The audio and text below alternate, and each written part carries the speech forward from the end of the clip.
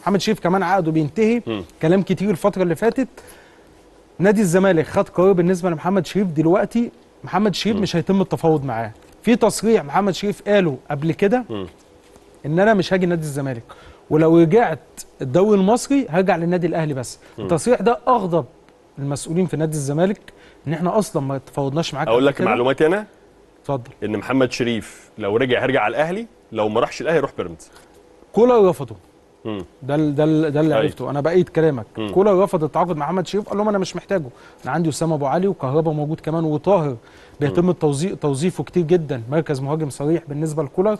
فكولر مش محتاج محمد شريف. المسؤولين في نادي الزمالك متضايقين، انا ما تفاوضتش معاك وما اتكلمتش معاك، فانت طلعت قلت انا مش هاجي نادي الزمالك. عشان كده هم بالنسبه لهم اي لعيب يجي الاولويه تبقى نادي الزمالك. اللعيب عنده رغبه يكون موجود في نادي الزمالك، زي عبد الله السعيد ونصر ماهر واحمد حمدي.